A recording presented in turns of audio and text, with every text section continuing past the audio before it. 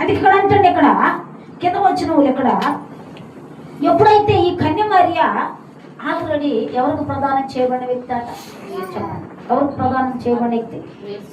యేషోబుకి ప్రదానం చేయబడిన వ్యక్తి. ప్రదానం అంటే ఏంది? ఎంగేజ్మెంట్, పూల పండ్లు, హల్లెలూయా, పూల పండ్లు పెట్టారు, హల్లెలూయా. ఆల్రెడీ సంబంధం కుదిరింది, పూల పండ్లు పెట్టారు.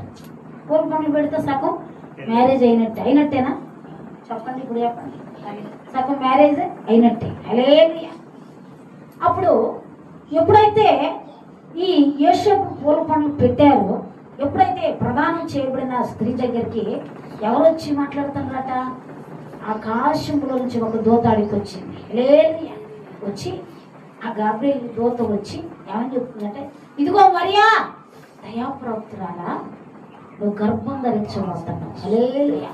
ఆమె ఎప్పుడు చూసినా దేవుని యొక్క బైబిల్ గ్రంథం చదువుతూ చాలా జ్ఞానవంతురాలట, చాలా విధేయత అట, చాలా తగ్గింపాట, చాలా ఓర్పాట, చాలా సహనమాట, చాలా విధేయత అట.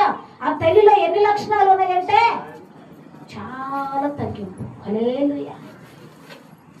చిన్న ప్రాంతంలో జన్మించిన, చిన్న ప్రాంతంలో జీవిస్తున్నా, లెక్కలేని ప్రదేశంలో ఉంటున్నా, పాపుల మధ్యలో జీవిస్తున్నా, ఏ పాపము లేనిదాన్ని బ్రతికిందట. చప్పట్లు కొట్టండి, హల్లెలూయా.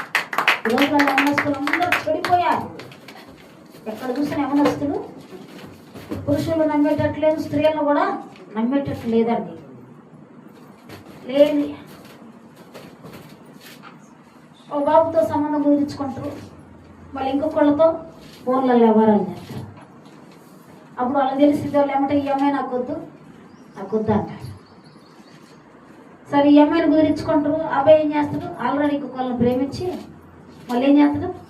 ఈ అమ్మాయి నాకు వద్దు అని చెప్తాడు. ఇప్పుడు భూమి మీద లోకంలో జరిగే పద్ధతులన్నీ ఇవే. తల్లిదండ్రులు పెళ్లి చేసేదాకా కూడా ఆగట్లేదండి, వీళ్ళు నచ్చినట్టుగా బ్రతుకుతున్నారు. యవనస్తురాలు కన్యకలు ఆ రోజుల్లో కూడా ఇలాంటి వారు లేరంటవా? ఉన్నారు. పరిశుద్ధంగా తన జీవితాన్ని